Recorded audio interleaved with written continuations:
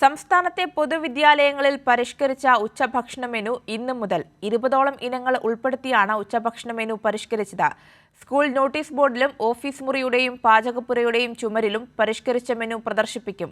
ഉച്ചഭക്ഷണം സംബന്ധിച്ച കുട്ടികളിൽ നിന്ന് അഭിപ്രായം തേടുകയും ചെയ്യും. നിലവിൽ ഉച്ചഭക്ഷണത്തിനായി അനുവദിച്ചിട്ടുള്ള ഫണ്ടിന്റെ പരിധിയിൽ തന്നെ തയ്യാറാക്കാൻ കഴിയുന്ന വിഭവങ്ങളാണ് പരിഷ്കരിച്ച മെനുവിലും ഉള്ളത്.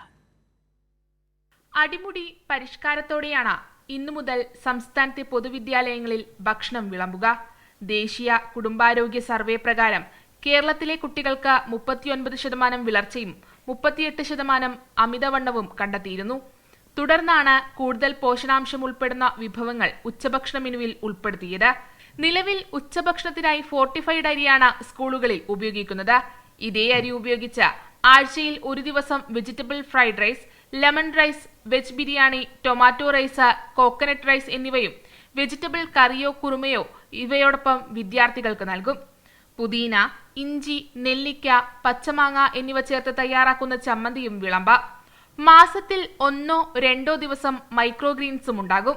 സ്കൂളിലെ പോഷകത്തോട്ടത്തിൽ വിളയിച്ച പപ്പായ, മുരിങ്ങയില, മത്തൻ, കുമ്പളങ്ങ, പയറുവർഗ്ഗങ്ങൾ, വാഴയുടെ ഉൽപ്പന്നങ്ങളായ കായ, തട, കൂമ്പ് എന്നിവയും ചക്ക തുടങ്ങിയ നാടനും പ്രാദേശികവുമായ പച്ചക്കറികളും മെനുവിലുണ്ടാകും.